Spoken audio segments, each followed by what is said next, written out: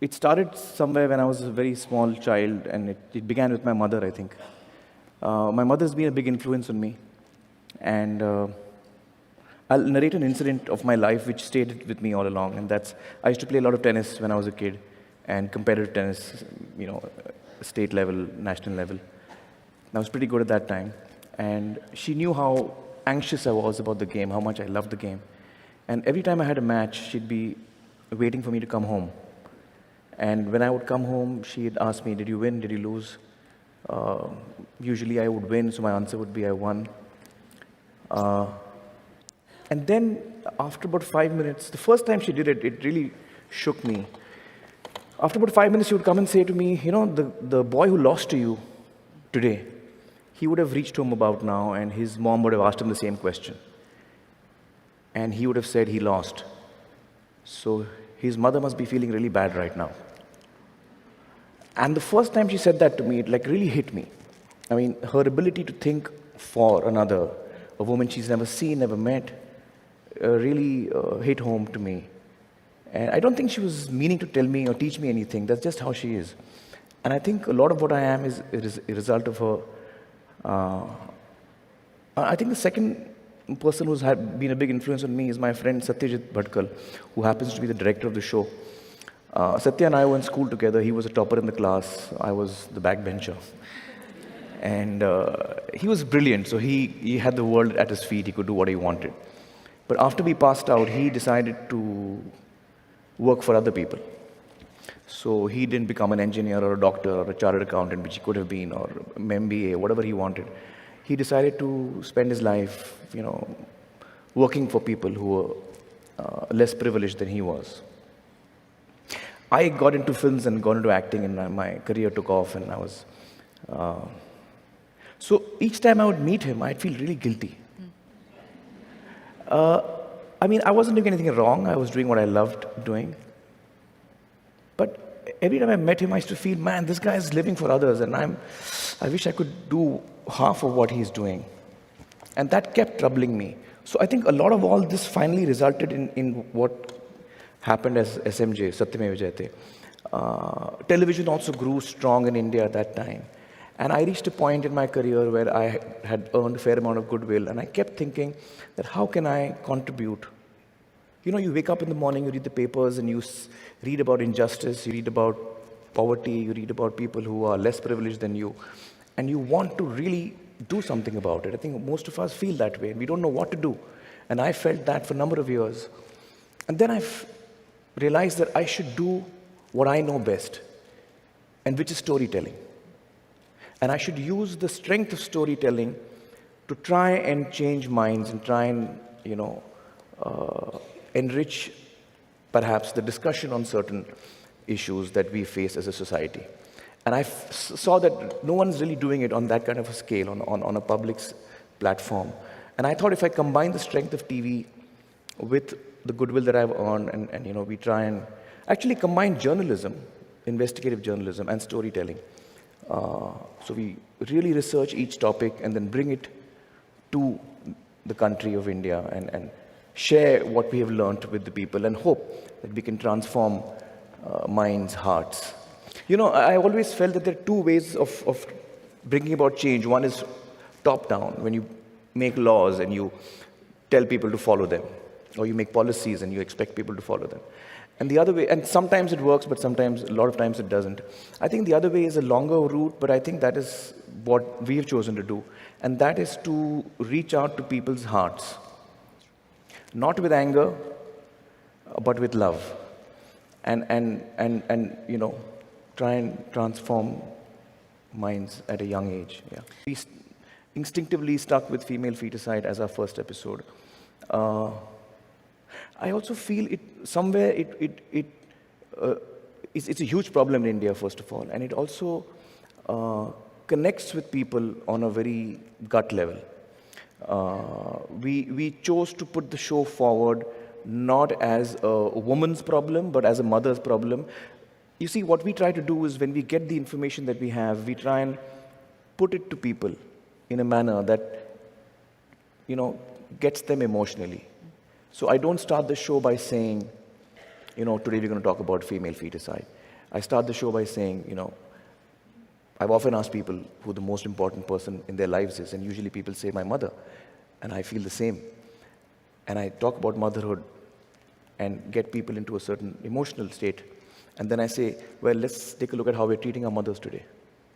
And we meet our first guest, who is a mother who's been through 8 abortions in 6 years, forced abortions by her mother-in-laws and husband. And so when you're looking at her and you're hearing her story, you're looking at a mother and what a mother goes through, and then, of course, what a woman goes through when she's, forced to go through an abortion. So I think that kind of really got people. The first episode itself has a very strong emotional connect, is what we felt.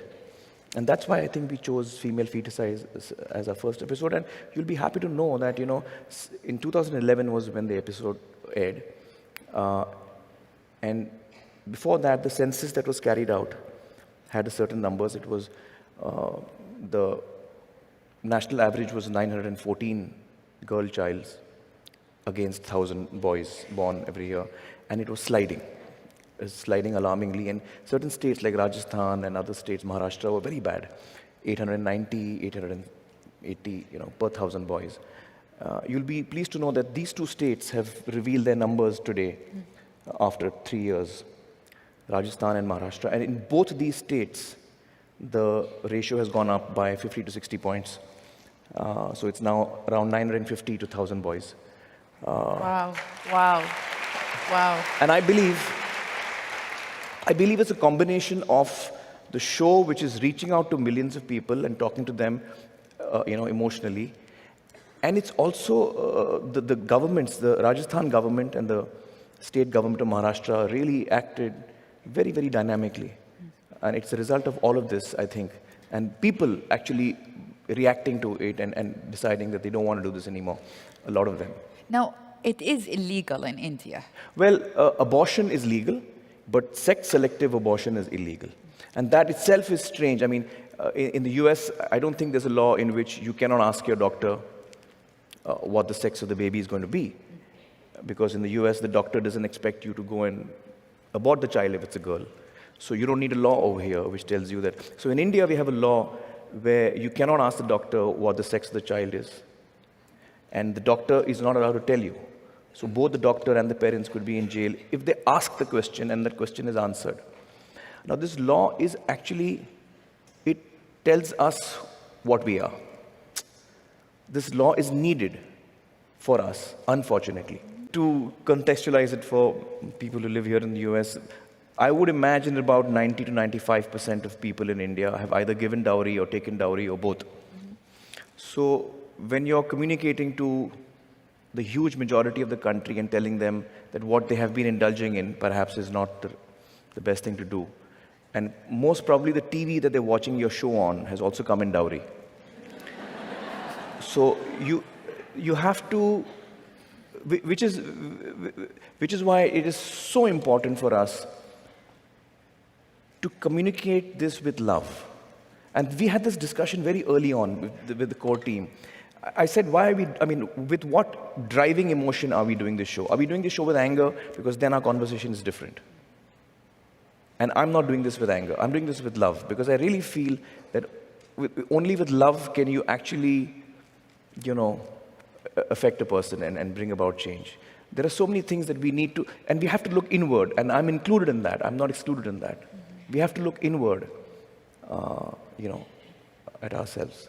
There's a portion of the show in which I'm told by another man. He says that, in India, real men don't cry. And real men don't hold their wives' hands. The wife walks 2-3 feet behind. Now, you must understand, India is a large country. So when I'm saying this, don't take it literally. This is mostly in rural India, and there are a lot of extremely progressive people in India as well. So I don't want to give you all the wrong impression. But this is an issue. There are villages in India, in rural India, where this is the belief, this is how they've grown up. So on the show, I did say, I said, based on all of these definition of what a real man is, I'm completely not a real man because I hold my wife's hand all the time. I hug my children. You're not supposed to hug your children. You're not supposed to show affection to your child as a male, a true male. So I hug my children all the time. I cry all the time. I was crying just before I entered the stage. That's true. It is true. Yes. I We was- were both crying, actually. I was listening to, what's her name? Saida? Said, I guess we, yes, I was listening to her speak and I was in tears. So I cry all the time. Have you cried on movies, on TV? On TV, every episode of mine, yeah. Excellent. Not a single episode goes by when I don't cry. And it's not only during the show itself, it's even when I'm researching it. You know, when you're researching these topics, it takes days for us to go through all the material we collect. And invariably, in every topic that we've picked, we get to a point where me and Satya and Swati and all of us get so disheartened. I'm looking at an interview and I'm weeping. And we kind of shut it off and we're like, why are we doing this? Nothing's going to change. You suddenly feel very disheartened. But then you come across a person who is working in that and has got so much strength, so much resilience, so much grace, and such dignity that it brings you back to your feet. In these 5 years that I've researched Satyameva Jayate, I've seen the worst in mankind and I've seen the best, the most beautiful in mankind. I've come across people who are such amazing and inspirational people. I spoke to this lady whose son had been murdered. Her son had got married to a girl from a different religion, and so it was an honor killing. This lady spoke with such dignity and such grace, and with such forgiveness in her heart. I just couldn't get over it. It was it was so amazing to listen to her speak. She's talking about her son who's been killed, and I don't know where she finds the strength from to still look for love, in people. I was speaking to these two women. We often assume in India that women who are from rural India are uneducated and therefore not as strong as women from cities, etc., etc. So these two women who, in the same episode of honor killings, one woman's son and the other woman's brother was killed. And they were ostracized from the village. They were targeted. They were not sold anything. Nobody spoke to them in the village. So the ashes are taken in what is called a kalash, like a pot. That pot was not sold to them. That's the kind of segregation they faced in the village. And then they did a police complaint and all of that. So the case was going on. They were threatened. They were offered money. There was political pressure put on them. Every kind of pressure was put on them. But they didn't take the case back. And they fought the case. And they won the case, and those men are now convicted. Now, what I'm trying to say here is that these two women are from a small village in India. And the kind of courage they show in a city like Mumbai, when a political party announces that tomorrow is Mumbai Bandh, which means nobody dare go out of the house, we're going to stone every car that goes out. Some kind of protest that they're doing. Nobody leaves the house. In a city like Mumbai, which is a large city, nobody even knows who I am. We are all strangers in the city. But we are frightened to step out of the house because someone has announced that we can't.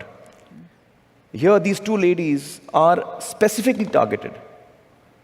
They're still staying in the same village, and they still have the courage to stand up and say, no, we don't want money. We want justice. Where do they get this courage from? So it's It's really amazing. So I've met such wonderful people in this journey of